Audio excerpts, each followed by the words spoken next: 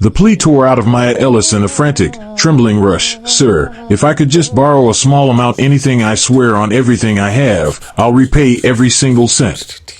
But if I don't get it tonight, my mother won't make it through the night." Her voice cracked on the last word, sounding foreign even to her own ears. She stood frozen at the very edge of the vast living room, toes barely touching the gleaming marble, shoulders locked, hands knotted so tightly in front of her crisp uniform that her knuckles blanched. For years she had perfected the art of becoming invisible in rooms like this one. Tonight, that skill had shattered. Victor Langford turned slowly from the fireplace, the soft pop and hiss of burning cedar the only sound breaking the heavy quiet. It was the kind of silence money buys, thick, deliberate, completely untouched by panic. Maya felt it settle over her like a weight pressing directly on her lungs. "You're asking to borrow money?" Victor's voice came out even, measured, almost detached, as though he were confirming the time of day. "Yes, sir." Maya answered too fast, the words tumbling out. "Borrow. Not beg. I'll sign whatever you need. I'll stay late every night, take extra shifts, anything. I'll pay it back. Every dollar." Before Victor could open his mouth, the sharp, decisive click of high heels echoed down the hallway like gunfire on tile. What exactly is happening here? Claudia Langford swept into the room, flawless even at this hour, tailored silk blouse, diamond studs catching the firelight, lips already pressed into a thin, disapproving line. Her gaze swept the scene in one cold instant, her husband standing motionless, the maid rooted near the doorway like she didn't belong there anymore. Claudia's eyes narrowed to slits. "Why is she still in my house?" she demanded. "Her shift ended over an hour ago, didn't it?" Maya's throat closed. "Ma'am, I was just..." Claudia lifted one manicured hand. "Don't speak." She turned to Victor, voice dropping to something dangerously soft. "You understand how this appears, don't you? A young housekeeper cornering you alone after dark." Heat flooded Maya's cheeks. "That's not..."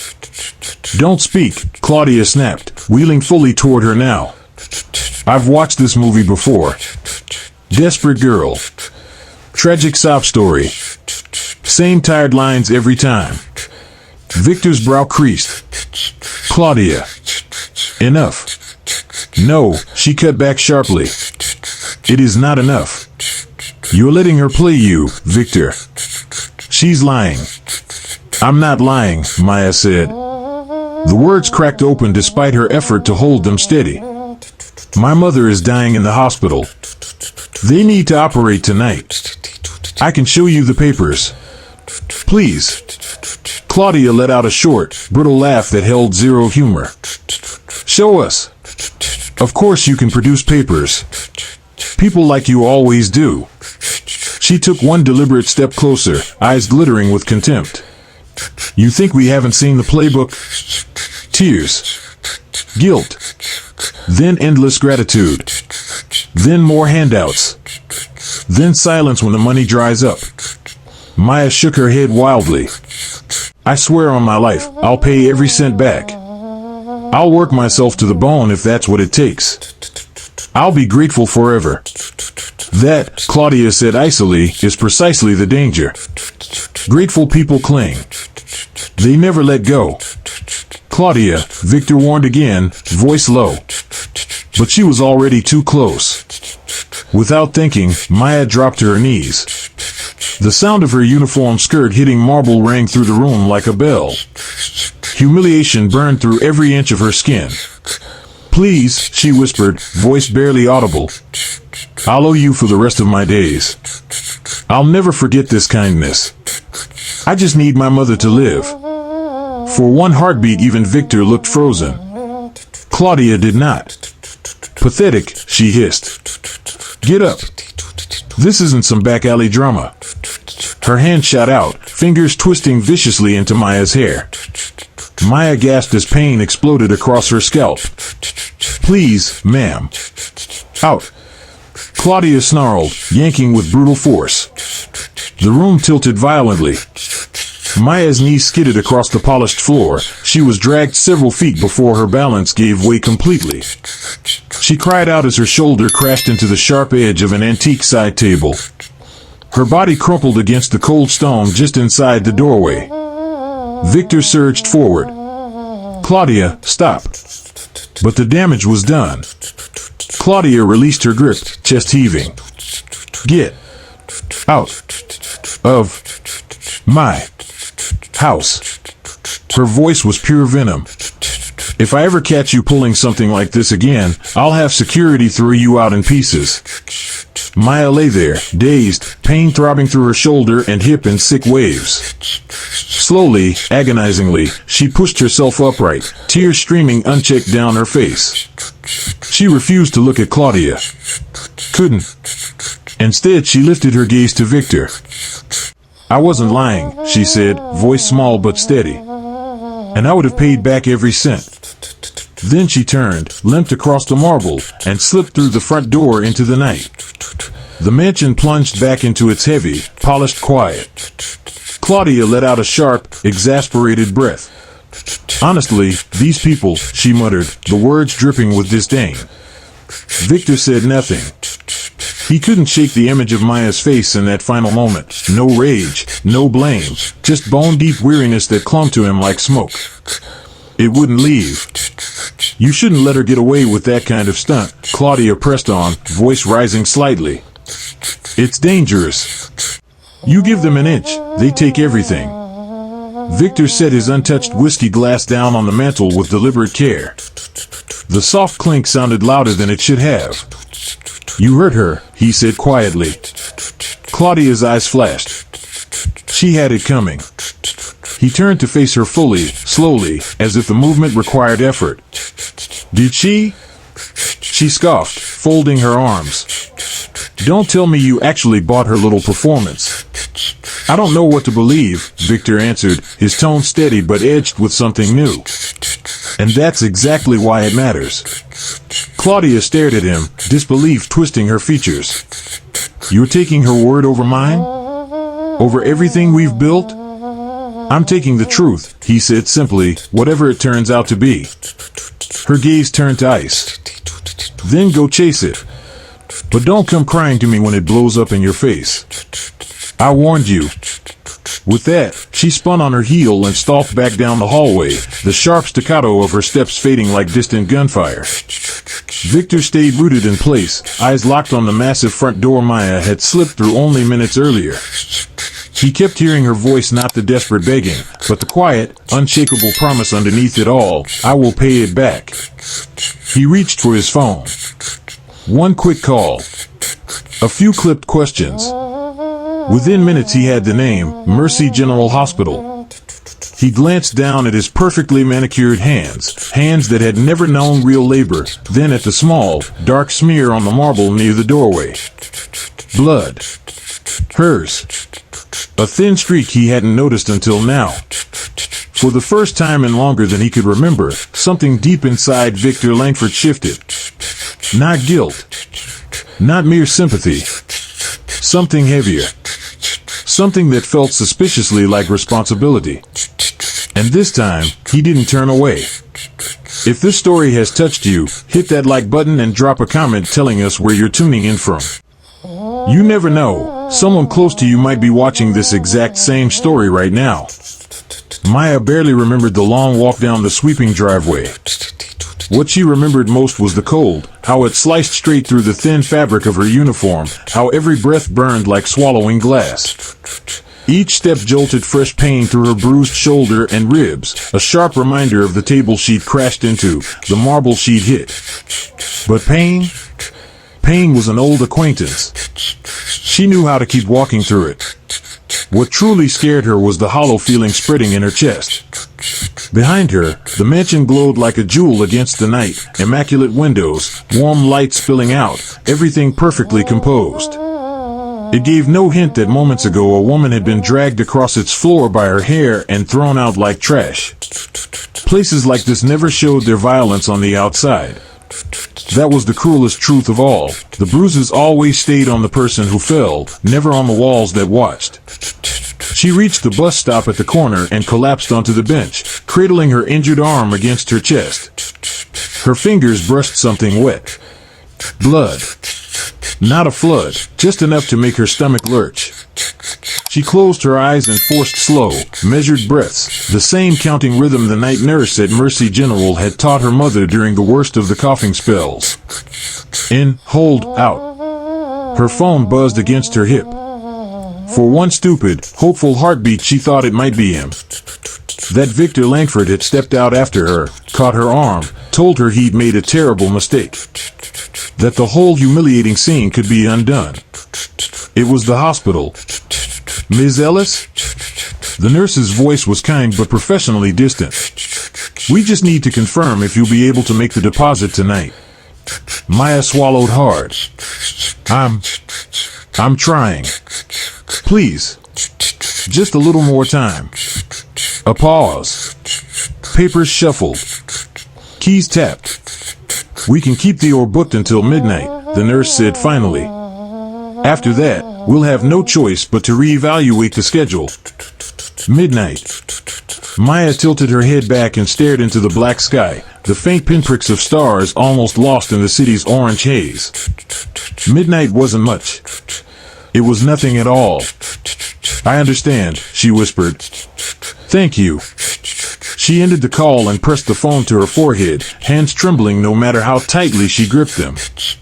Her mind flashed to her mother's face from earlier that evening ghost pale, forcing a weak smile even then, apologizing for needing help. Don't ever bow your head for anybody, baby girl, her mother had rasped. Promise me. A broken laugh sob escaped Maya's throat. Tonight she had broken that promise in every way that mattered. The bus pulled up with a low hiss of brakes, doors folding open like reluctant jaws. Maya climbed the steps slowly, wincing as she favored her good side. The driver's eyes flicked toward her, taking in the uneven gait, the ripped sleeve hanging like a flag of defeat, but he said nothing, just nodded once and closed the doors behind her. She made her way to the very back, sliding into the last row where the seats were worn thin and the overhead light flickered weakly. She pressed her forehead to the cool glass and watched the city blur past in streaks of neon and shadow. Buildings, people, life all sliding by without pause. Maya had learned her place long ago. Teachers had taught it first, grading her work with half the attention they gave others, as if her answers carried less weight. Managers had reinforced it, speaking to her in slow, exaggerated tones like she might not understand simple English. Customers had perfected it, looking straight through her while she cleaned their tables or folded their clothes. And at the Langford estate, the rule had been unspoken but ironclad: stay in the background. Don't linger. Never ask. Exist only as long as the work demands. Tonight she had shattered every part of that rule, and the cost was still unfolding.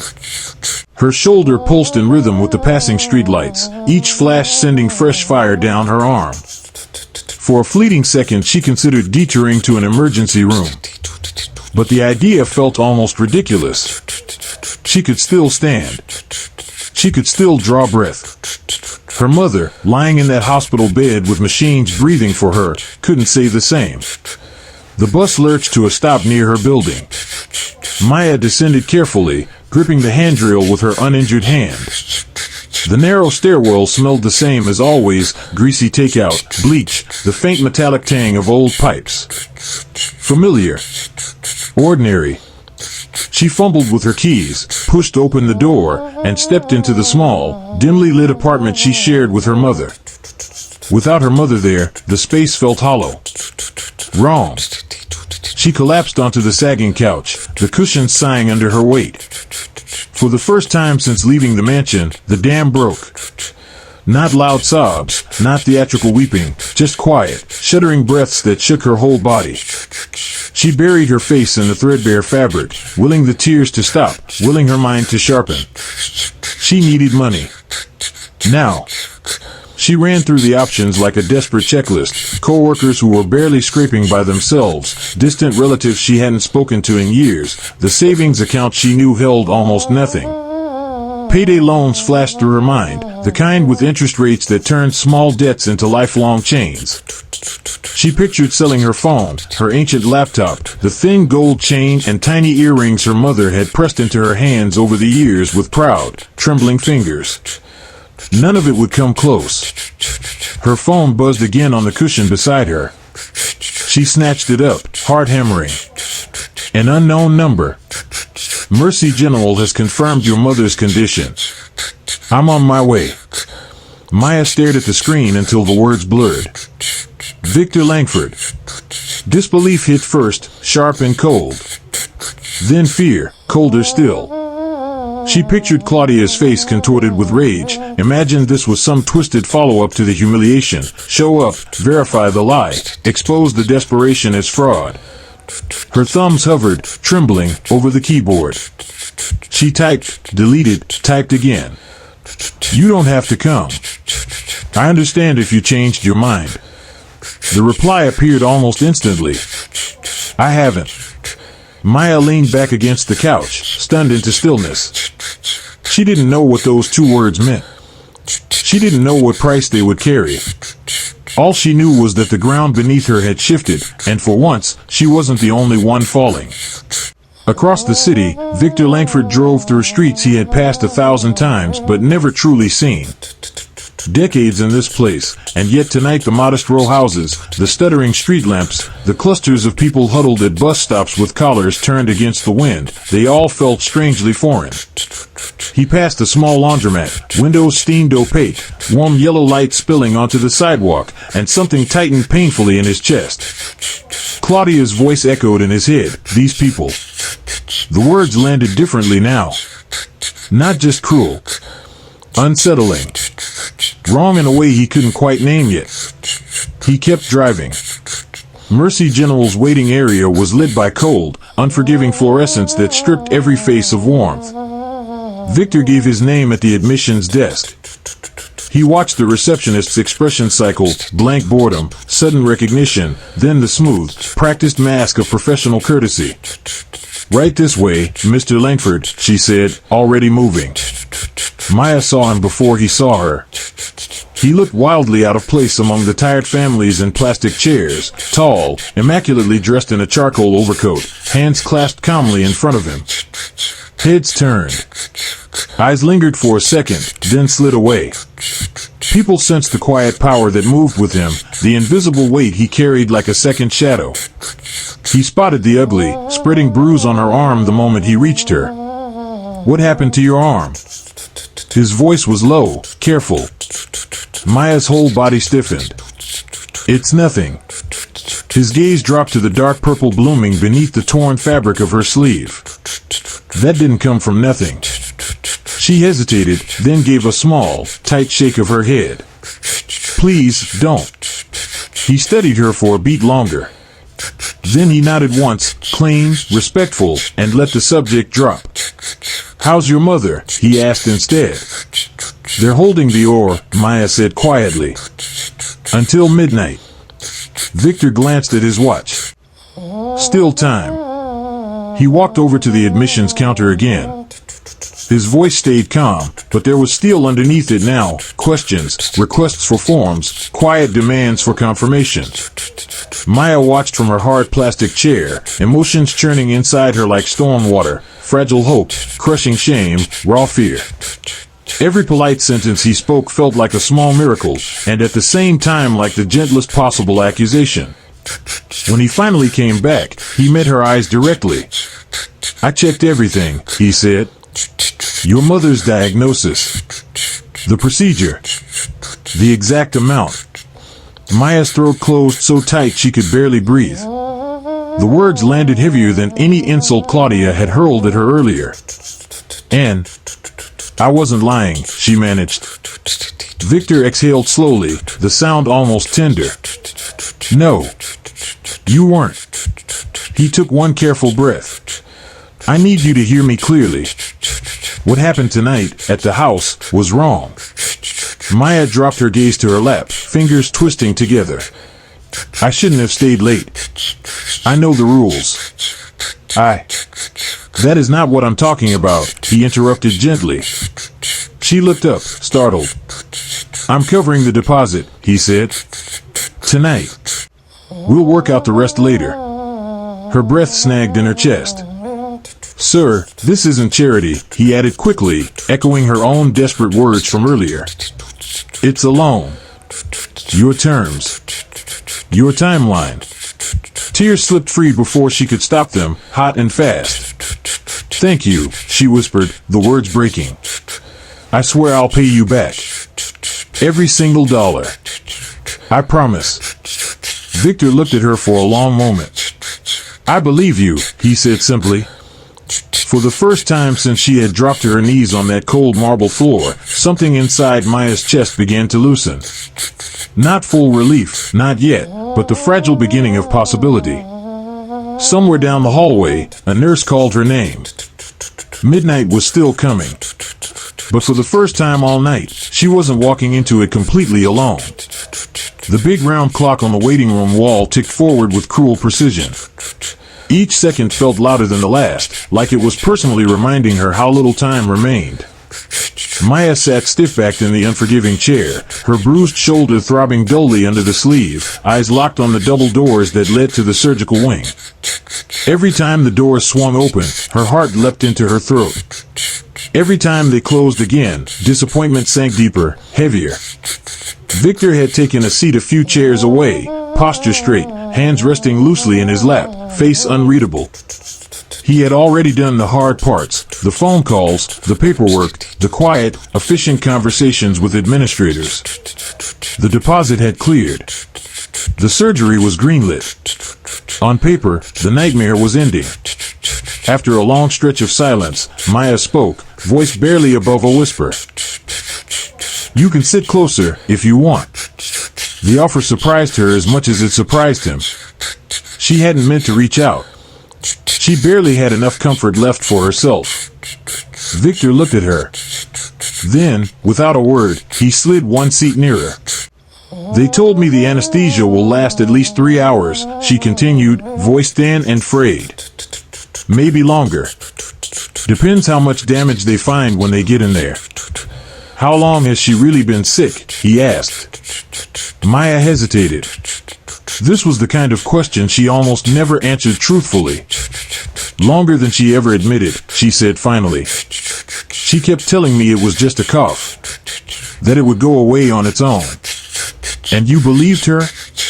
I wanted to believe her, Maya said softly. It was easier than making her stop working. Victor gave a slow nod. He understood that kind of math, the brutal daily choice between painful truth and bare survival. He had made versions of the same calculation his whole life, just wearing much more expensive suits. Across the sterile waiting room, a middle-aged man paced endlessly, his scuffed shoes emitting faint, rhythmic squeaks against the worn linoleum, like a metronome counting down to some invisible verdict. In the corner, a young woman huddled over her phone, whispering frantic reassurances into it, her voice cracking on every repetition. She's strong. She'll pull through. I promise. The air hummed with these silent battles against destiny, unseen pleas, unrecorded heartbreaks, every soul here suspended in their own private limbo. This place, it never truly sleeps, Maya murmured, almost to herself, her eyes drifting over the weary faces. But it sure as hell never rests. Victor followed her gaze, taking in the quiet desperation etched into every stranger. Hospitals don't lie to you, he said, voice low and thoughtful. They strip away the illusions. Life isn't fair here, and they don't pretend otherwise. A small, bitter smile tugged at Maya's lips, no warmth in it, just raw truth. Poor folks figured that out a long time ago.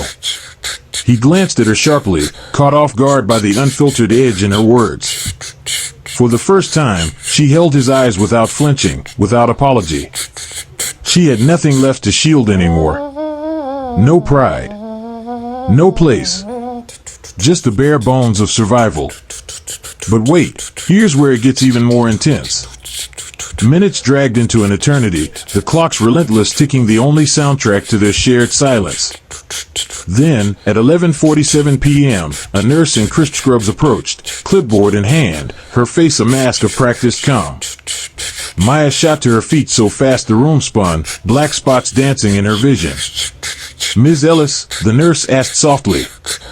Yes, that's me. They've wheeled your mother into surgery now, the nurse said gently. You can't go back yet, but the surgeon will update you the moment there's news. Maya nodded, her fingers digging into the chair's armrest until her knuckles gleamed white. Thank you, she whispered, voice hollow. As the nurse walked away, the weight of it all crashed down. No more begging. No more deals with fate. Just the weight. The endless, soul-crushing void where hope went to fray. Victor checked his watch again, then turned to her. When's the last time you ate? She blinked, the question pulling her back from the edge. I don't think I have. Today. Today at all? She shook her head, a small, defeated motion. He rose smoothly. Stay put. I'll grab something. You don't have to. I know, he cut in, softer now. But I want to. Minutes later, he returned with a steaming paper cup of vending machine coffee, black, bitter, real, and a foil-wrapped sandwich that smelled faintly of processed turkey and stale bread. Maya stared at it like an alien artifact, her stomach twisting in knots. I might throw it up, she warned, honest to a fault. That's fine, Victor replied simply. Try anyway. Your body needs it. She forced down a few bites, chewing mechanically as her gut rebelled. But even those small swallows grounded her, tethered her back to her aching body, to this fluorescent-lit cage, to the fragile now. Thank you, she said again, quieter, the words carrying more weight this time. He nodded, settling back into his seat. Then he paused, something unresolved flickering in his eyes. About what happened earlier, back at the house. Maya tensed instantly, walls slamming up. You don't owe me any explanations. I wasn't planning to explain, he said. I came to apologize. Her head snapped up, eyes narrowing. Direct question to you, viewer. Could you forgive the man whose world let this happen? For not stepping in sooner, he pressed on, voice steady but laced with regret. For letting anyone talk to you like that. For the pain you're carrying right now because of it. Her throat burned. She's your wife, though. That doesn't make her actions right. Or mine, for standing by. The words hung heavy between them, thicker than any vow or debt. Maya stared down at her hands, watching the faint tremble she couldn't hide. After a beat, she spoke. She figured I was scheming, trying to hook you somehow. Folks like her always assume that. If someone like me gets too close to someone like you, there's gotta be an angle. Victor leaned in just a fraction, his gaze gentle but unflinching. And was there? She met his eyes again, raw and unyielding. Yeah.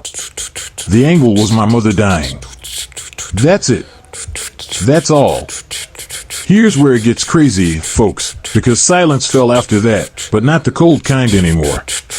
It was warmer now, charged with something unspoken. The clock inched toward midnight, then slipped past it, unnoticed. Time softened, grew heavy like a shared secret. At 1:12 a.m., those swinging doors creaked open once more.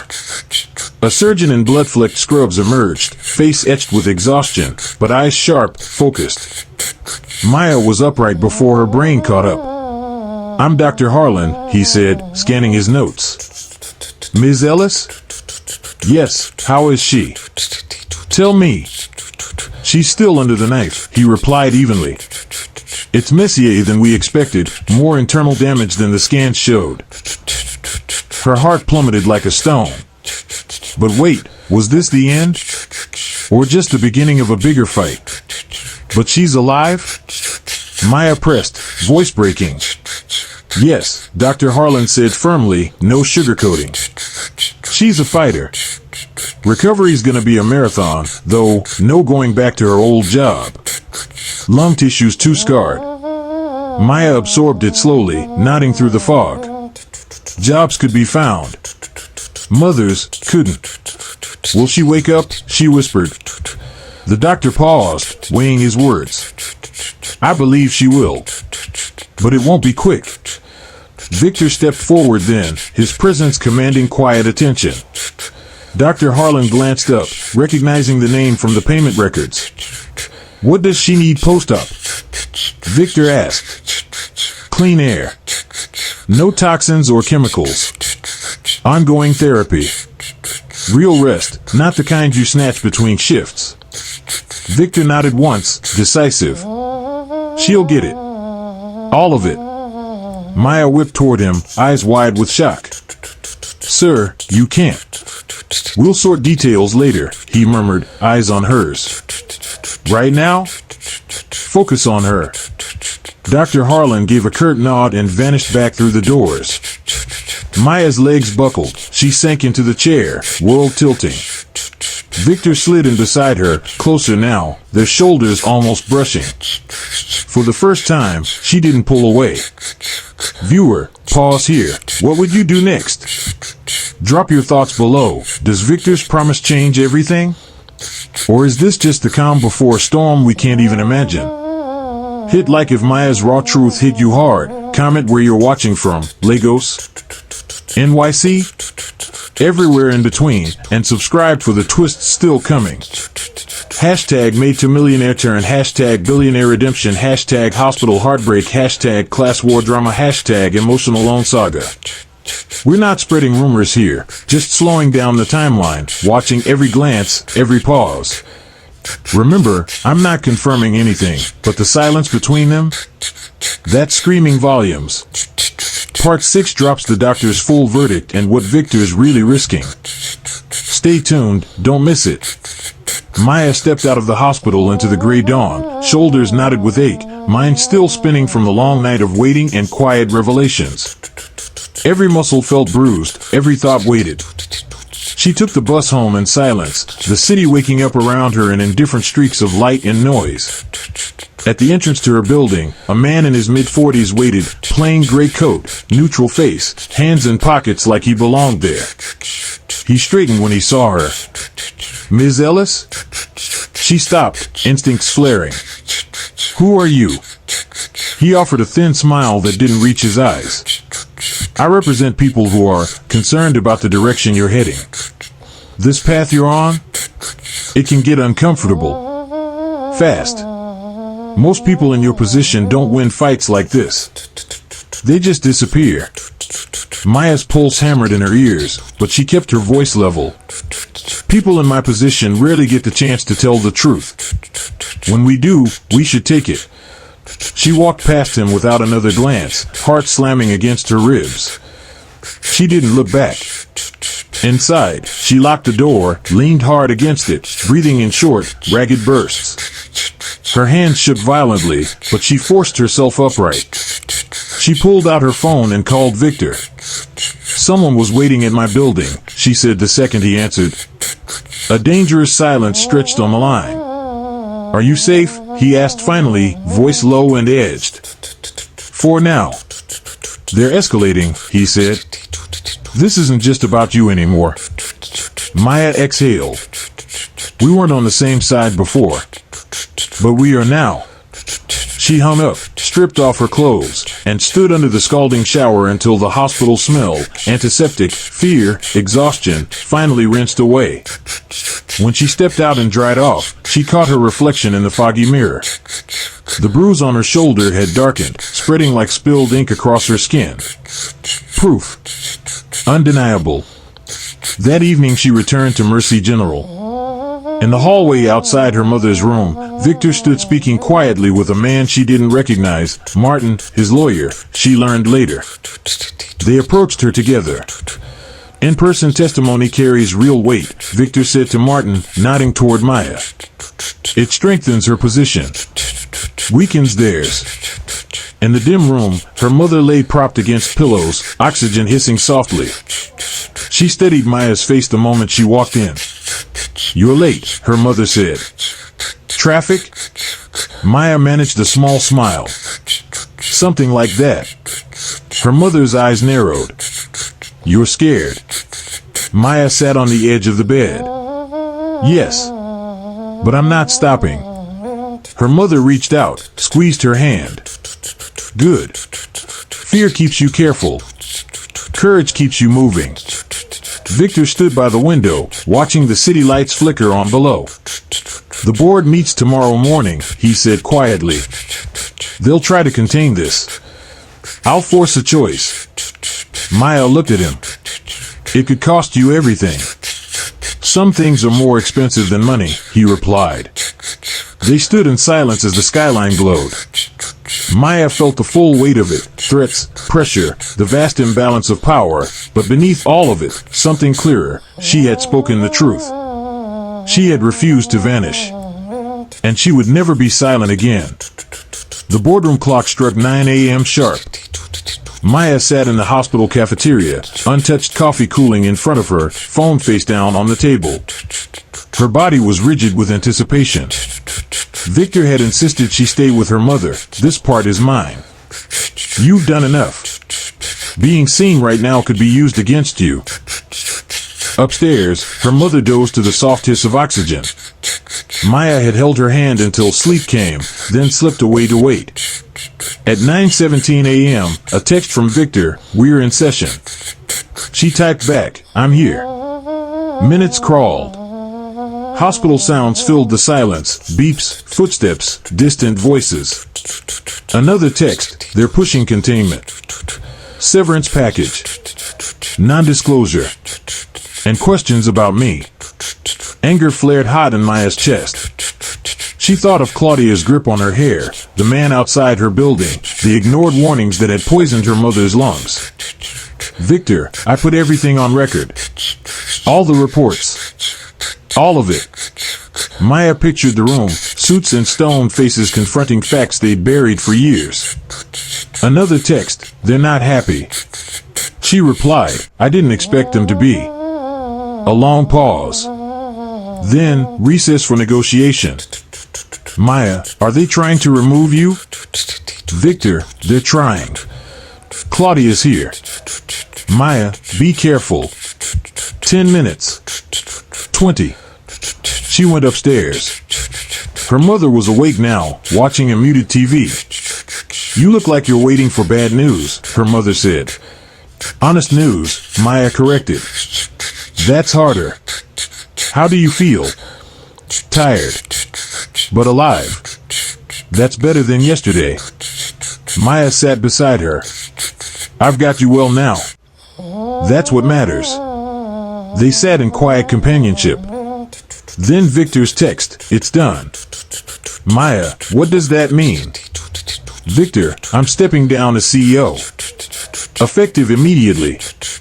The words hit like a physical force. They had forced him out. He'd chosen accountability over silence. Guilt twisted in her gut.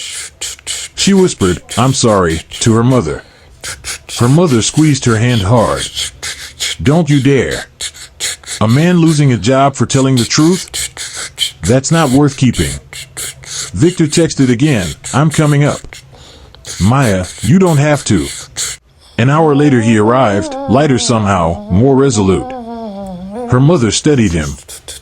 "You look like you finally stopped lying to yourself." Victor gave a small, tired smile. "I think I have." He explained, the board had issued a public statement. Press would follow. They'd shield her name as much as possible, but attention was inevitable. Then he hesitated. "Claudia is filing for separation. Contesting everything." Guilt knotted tighter. "This is because of me." "Don't," Victor said firmly. Some endings were overdue. He admitted he had no idea what came next professionally.